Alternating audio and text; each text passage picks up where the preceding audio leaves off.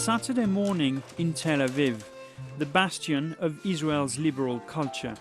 At the Tmuna Theatre, the evening show is sold out. This is a place for avant-garde and fringe productions.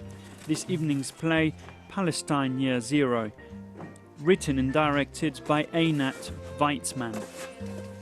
It deals with an insurance assessor who is estimating the cost of damage done to Palestinian homes by the Israeli authorities.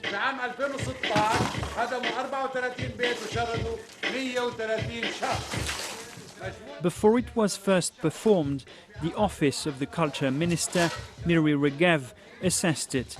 A complaint had been lodged because the play apparently contained messages of incitement that undermine the state and insult its symbols.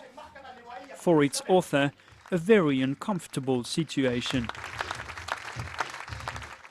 It was the end of the rehearsals, and we became paranoid because we were scared from everyone who just entered the door in the rehearsals. Do you mean you were suspicious that the people who were coming in to see the rehearsals had been sent by the culture ministry? Yes.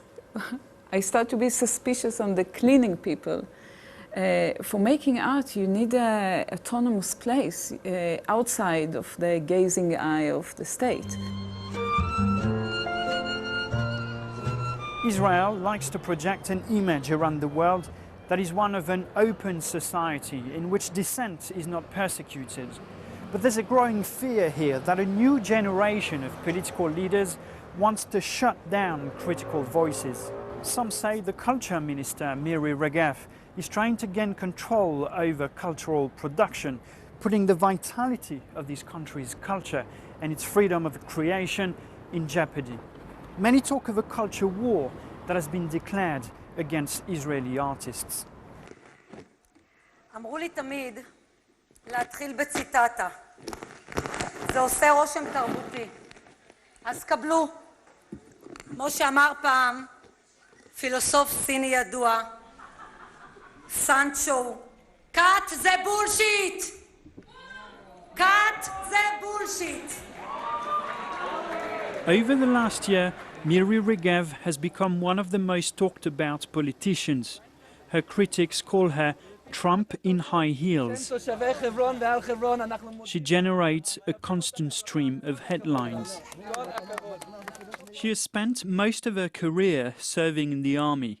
She became chief media censor and then a spokesperson. A profile she made sure no one would forget.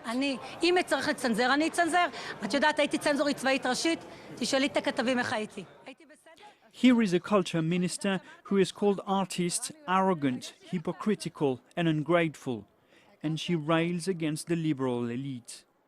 She sets out a so-called loyalty in culture plan, threatening to condition support for cultural institutions on the content they present or the place where they perform.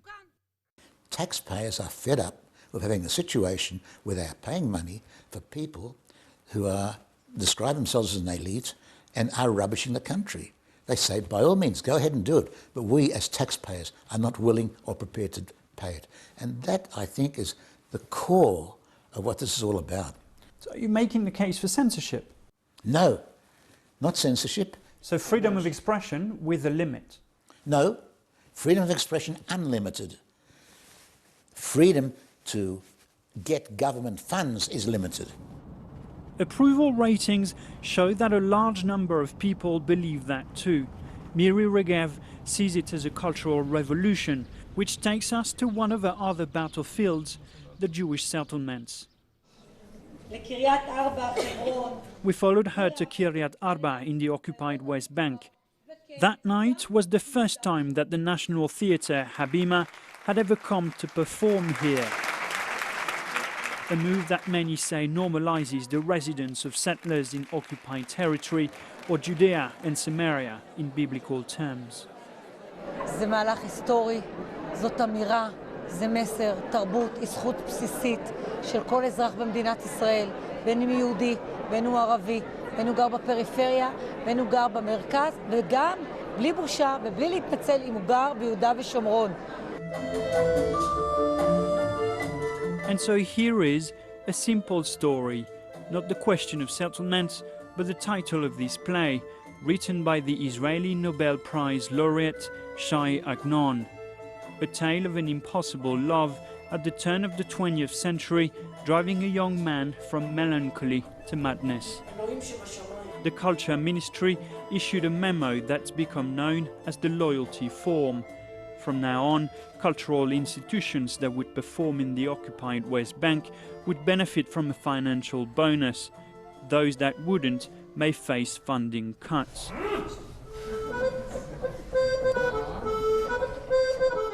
For the artists who have so far refused on moral grounds, the sanction is unacceptable. For the public here, it is a just recognition. If it's a national theater and it's a national budget, so you must go everywhere there are Israeli people. But some of the performers want to make their feelings clear. Before the show, the lead actress Yevgenia Dodina visited the nearby divided city of Hebron. She was guided by former soldiers who now campaign to end the occupation. Not a word, but her tour said it all. I can understand that a young author or a young playwright can say, I'm afraid, I don't want to lose my audience. Back in Tel Aviv, we met with one of the liberal vanguard. A.B. Yehoshua, the 80-year-old writer, reflects on a society that is increasingly turning its sights inward. The inner censorship is far more dangerous than what you will call the government censorship or the government instruction.